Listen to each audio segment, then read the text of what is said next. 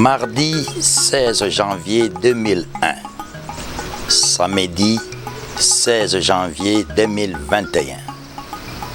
Voici de cela 20 ans que le soldat du peuple, Mzee Laurent Désiré Kabila, a été sauvagement assassiné dans son bureau de travail, dans son palais de marbre à Kinshasa.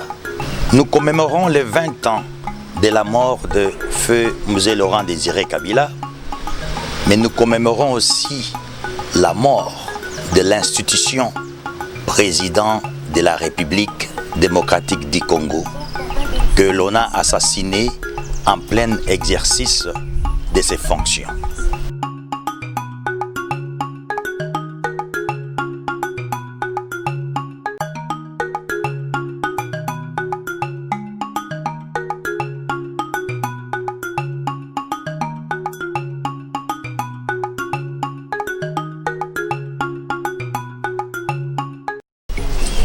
Que retenir de Mzee Laurent Désiré Kabila?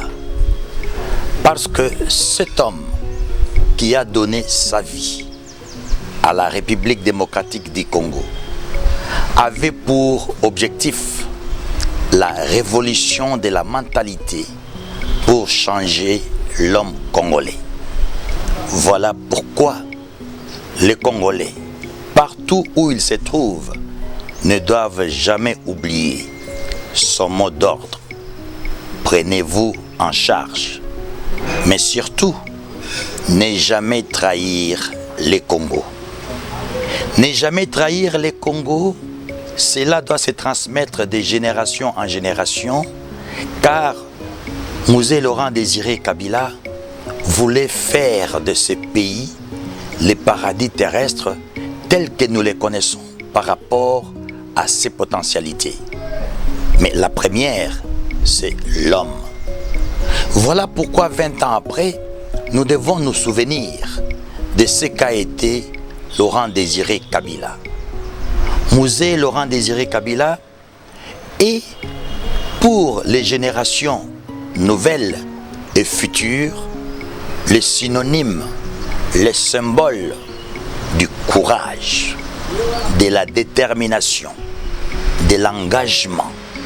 Parce que trop jeune, dans son Katanga natal, précisément dans la ville d'Ankoro, dans les territoires des Manono, Mzee Laurent Désiré Kabila a été affecté avec l'assassinat de son héros, Patrice Emery Lumumba. D'où il partira des Manono pour aller s'installer à Kalemi et commencera une profession de journaliste au Petit Figaro. C'était son journal que beaucoup ne connaissent pas. Donc, Laurent Désiré Kabila était un homme des médias, un homme de la presse, un homme de la communication. Laurent Désiré Kabila était aussi un philosophe, un penseur. Laurent Désiré Kabila, avec d'autres jeunes de son époque, vont prendre l'arme tombée de la main de Patrice Emery Lumumba pour continuer sa lutte. Voilà comment est-ce que ce jeune a accepté de tout laisser pour s'engager dans un idéal, celui de faire de la République démocratique du Congo un pays respectable et respecté. Ce qui explique que les jeunes d'aujourd'hui doivent prendre l'exemple de Mzee Laurent Désiré Kabila, ce soldat du peuple qui a tout donné, qui a consacré sa vie à la République démocratique du Congo. Il est mort, assassiné, en plein exercice de ses fonctions de président de la République, après avoir fait une rébellion qui l'a amené à traverser tout le pays, du nord, du sud au nord et de l'est à l'ouest. C'est avec cette détermination, c'est avec ce courage, c'est avec cet engagement avec cette conviction que Laurent Désiré Kabila marque l'histoire. Il s'inscrit ainsi dans la droite ligne de Patrice Emery Lumumba, de Simon Kimbangu, de Kimpa Vita, ces héros qui marquent l'histoire de la République démocratique du Congo et qui resteront à jamais dans notre mémoire collective. Revenons à la fatidique journée du mardi 16 janvier 2001. Mosée Laurent Désiré Kabila est dans son bureau de travail avec son directeur de cabinet adjoint en charge des questions économiques et financières, le professeur Émile Mota. C'est là où tout va se passer.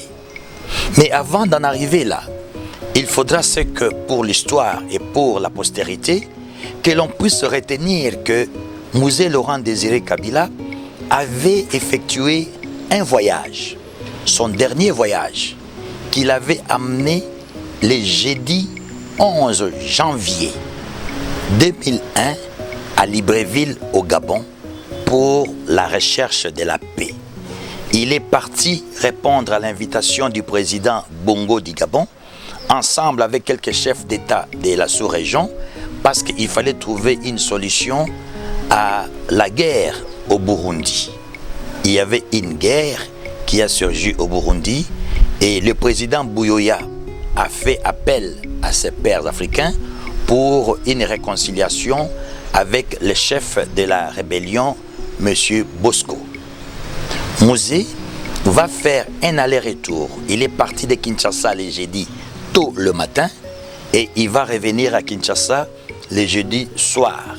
Son avion a atterri à l'aéroport d'Ndjili aux alentours de 21h30. Et Mosée, avec la délégation qui l'accompagnait, vont regagner Kinshasa. Mais il y a un fait qu'il faudra ce que vous, les téléspectateurs, vous puissiez savoir. Donc, il était soigné par ces deux médecins cubains et aussi par le médecin congolais, entre autres le professeur Machako Mamba, qui à l'époque était aussi ministre de la Santé publique. Ce qui fait que le vendredi, le samedi et le dimanche, Mosée Laurent Désiré Kabila était sous perfusion. Parce qu'il fallait que l'on puisse soigner l'homme malade, tout président de la République qu'il était. Mais il y a aussi un autre détail.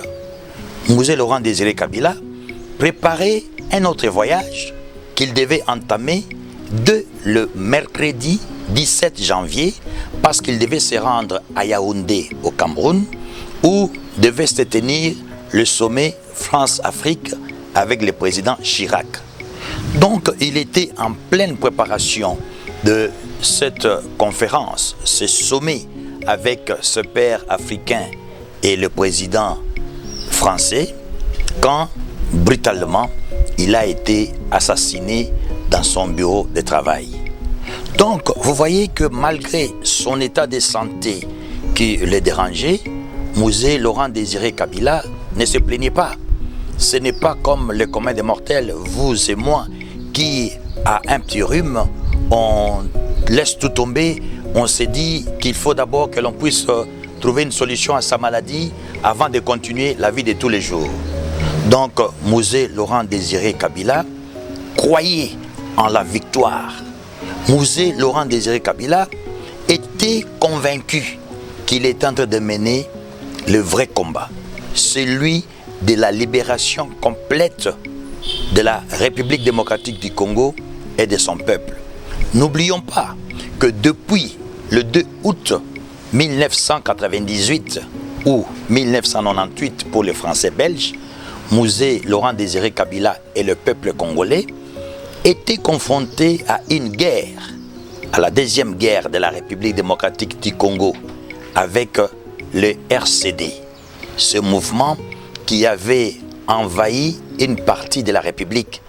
Il y a aussi un autre mouvement rebelle, les MLC, qui était au nord du pays. Donc, malgré ces fronts ouverts dans son propre pays, Mosé Laurent Désiré Kabila avait le temps de trouver une solution, d'aller à la rencontre de ses pairs africains pour les problèmes de l'Afrique. Donc Mosé n'était pas que la République démocratique du Congo, Mosé était aussi l'Afrique. Voilà pourquoi je parle de l'engagement. Mosé Laurent Désiré Kabila était un homme simple, était un homme du peuple. Voilà la raison pour laquelle, lorsque la nouvelle de son assassinat est connue, c'est toute la République démocratique du Congo. Hommes, femmes, jeunes et vieux ont pleuré Mosé. Les gens n'en revenaient pas. Et vous remarquerez d'ailleurs que depuis 20 ans, chaque 16 janvier, là où il a été assassiné, c'est devenu un lieu de pèlerinage.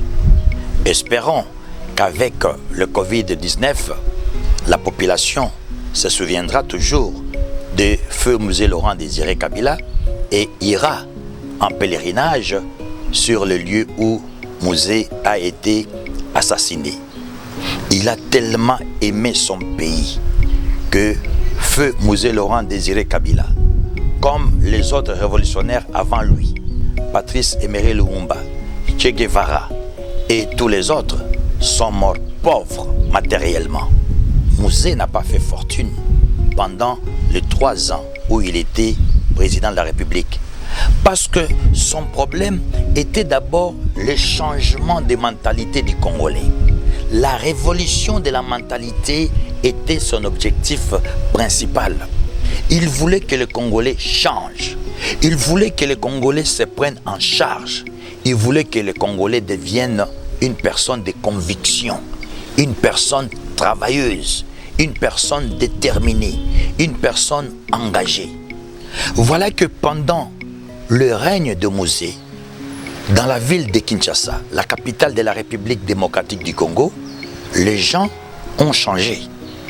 C'était difficile que les Kinois gardent les vieilles habitudes que nous dénonçons aujourd'hui par rapport aux antivaleurs. Le peuple congolais s'est retrouvé en Mosé Laurent Désiré Kabila. Mais n'oublions pas non plus que Mosé Laurent Désiré Kabila était un acteur politique majeur du pays.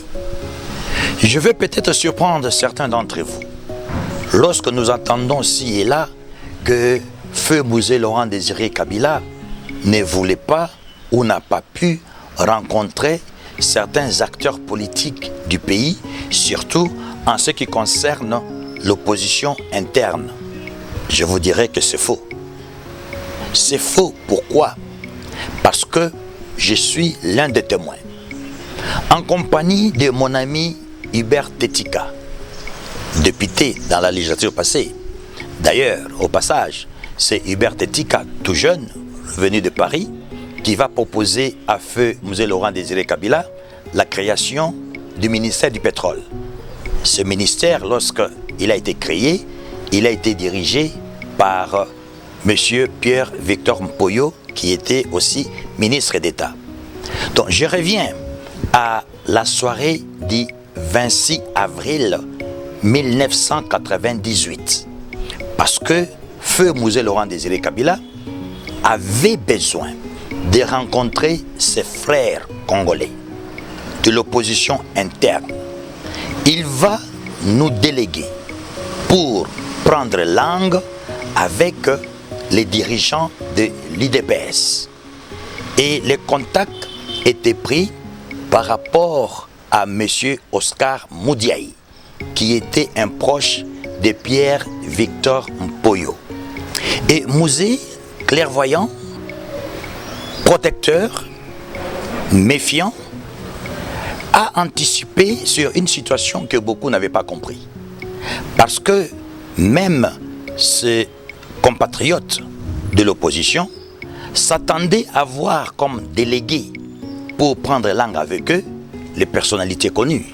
On s'attendait à un Gaëtan Kakoudji, on s'attendait à un Pierre-Victor Mpoyo, on s'attendait à voir Yerodia Abdoulaye Ndombasi, on s'attendait à voir Raphaël Genda, on s'attendait à voir Didier Moumengi ou Henri Mova.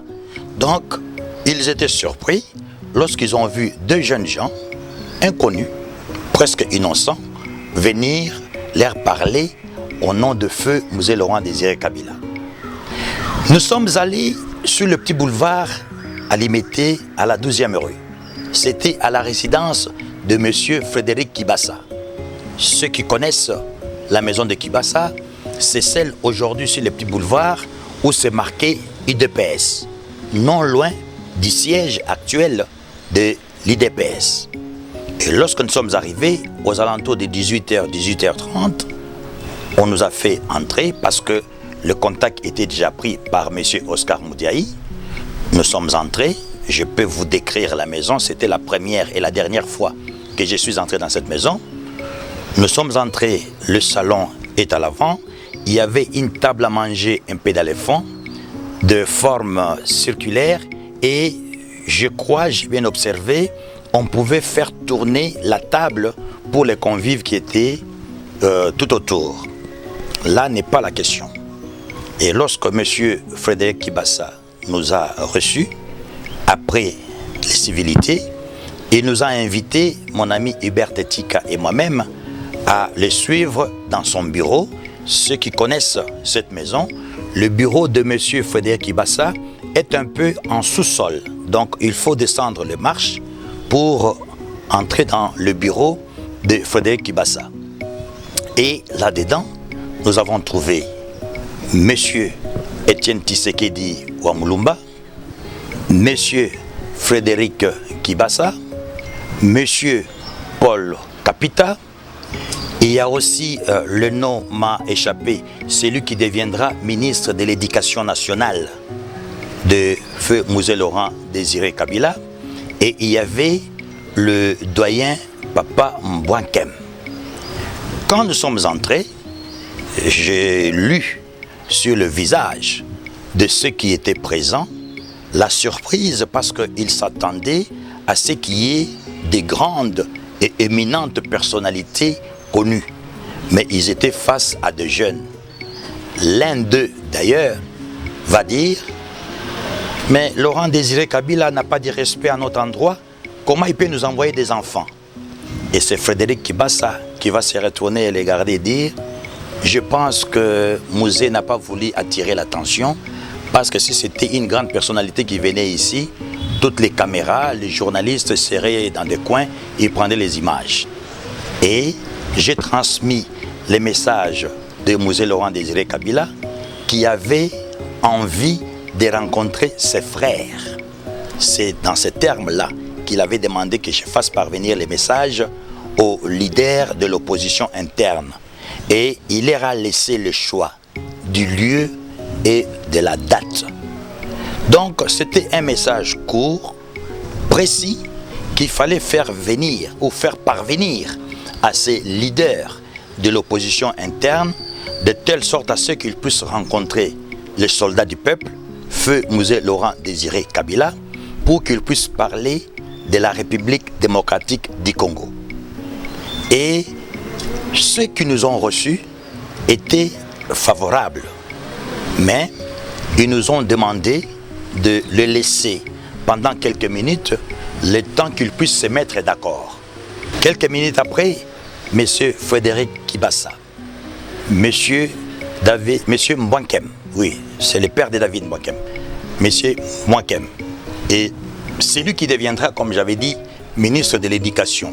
À l'époque de Musée, ils sont sortis à 3, ils sont venus nous dire qu'ils étaient d'accord de rencontrer Musée Laurent Désiré Kabila à sa convenance, parce que c'est lui le chef de l'État. Eux, ce sont des citoyens et des leaders politiques. Donc vous voyez, c'est un passage qui va surprendre beaucoup de vous. Je suis sûr qu'il y aura beaucoup de commentaires, parce que ce sont des choses qui ne sont pas connues du grand public.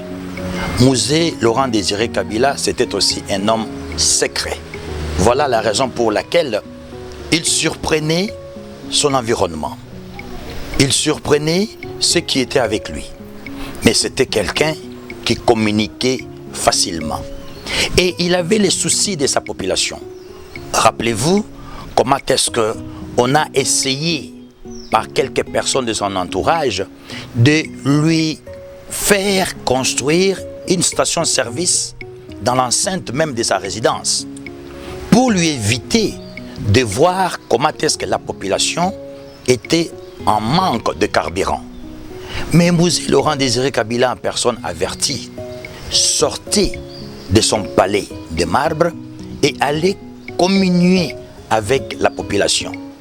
Il va faire un grand tour dans la ville de Kinshasa et ceux qui étaient au rond-point Ngaba ce jour-là étaient surpris de voir Mouzé Laurent Désiré Kabila avec toute sa délégation s'arrêter et dire qu'il ne partira de là que lorsque le dernier véhicule sera servi en carburant. Vous voyez, c'est un exemple qui ne peut pas surprendre beaucoup de gens, mais de la part d'un président de la République, c'est quand même marquant. Et n'oublions pas que nous sommes dans une période où le pays est en guerre, le pays est envahi.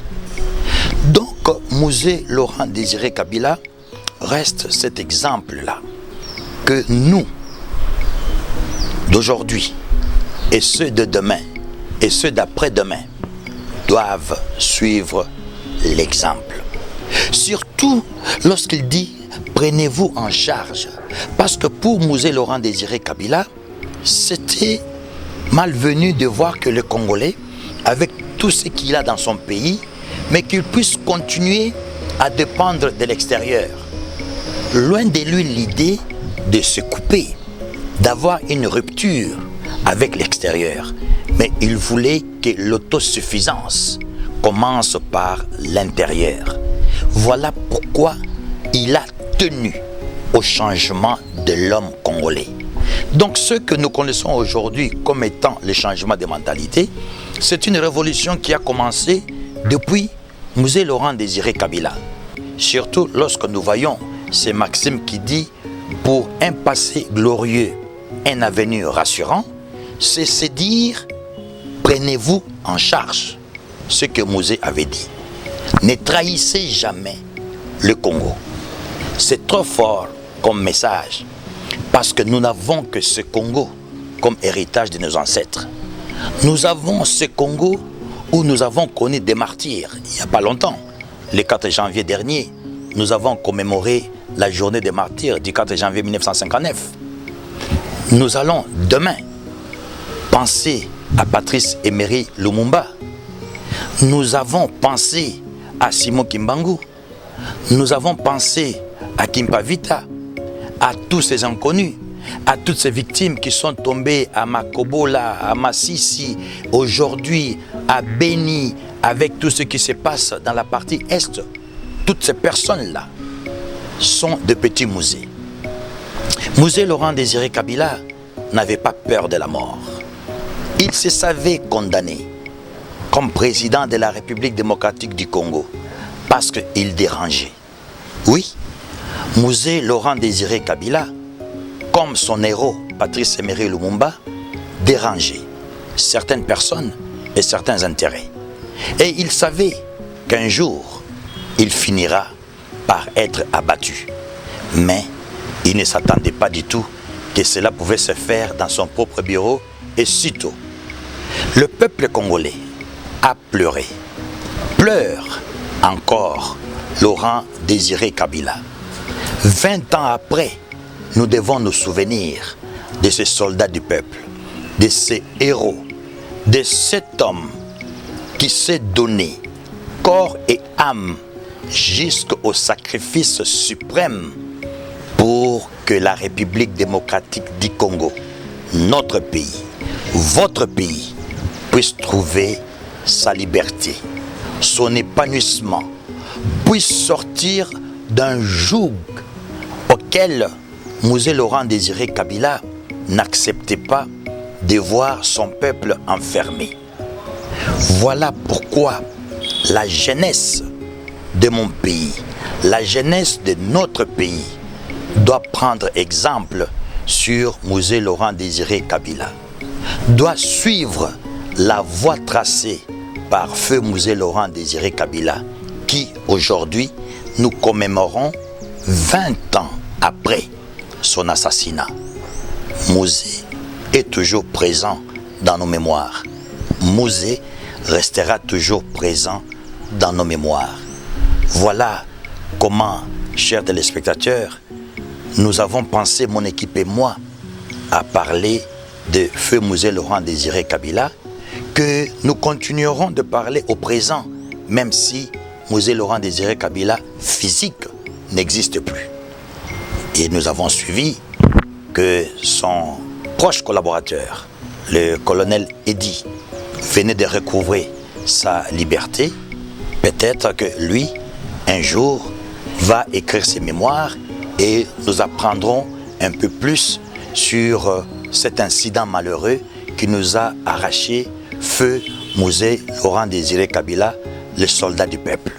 Mon équipe et moi-même vous préparons dans le prochain jour, dans un prochain avenir, un documentaire complet sur l'homme Laurent Désiré Kabila, de son Ankoro natal au palais présidentiel comme chef de l'État, en passant par la rébellion.